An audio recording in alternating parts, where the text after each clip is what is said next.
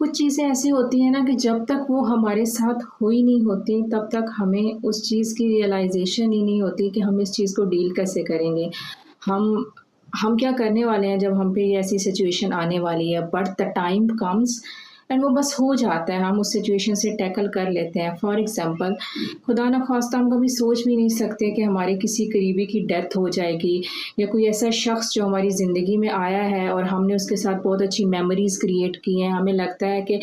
ही और she gonna stay with us forever, और फिर वो उस शख़्स का हमारी ज़िंदगी से चले जाना, वो कभी हमारा कॉन्शियस सबकॉन्शियस माइंड इमेजिन ही नहीं करता कि कभी हमारे साथ ज़िंदगी में ये भी हो सकता है। बट वो सिचुएशन हम पे आती है और हम उसको डील कर सकते हैं,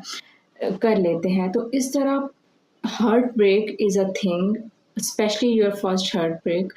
वो एक ऐसी चीज़ है जिसको आप कभी इमेजिन नहीं करते, जिसकी आपको कोई स्कूलिंग नहीं दी जाती, जिसकी कोई आपको एजुकेशन नहीं दी जाती, जिसके बारे में आपको कोई नहीं बताता कि लाइफ में एक ऐसी सिचुएशन भी आएगी when you will feel rejected, when you will feel like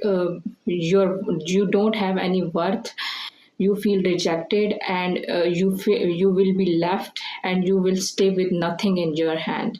and आप उस फेयर हार्ट ब्रेक से जब गुजरोगे तो आपके पास कोई इंस्ट्रक्शन नहीं है, आपके पास कोई मैनुअल नहीं है, आपके पास कुछ चीज़ें पहले से सीखी भी नहीं है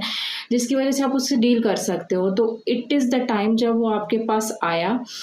वो हार्ट ब्रेक, और अब आप उसको फेस करना है एंड यू डू इट, ठीक है। लेकिन for example you have gone through a heart break first time, आपको नहीं पता था आपने उसको कैसे डील करना है, तो आपने कुछ भी किया, उसको टैकल किया, ठीक है। आप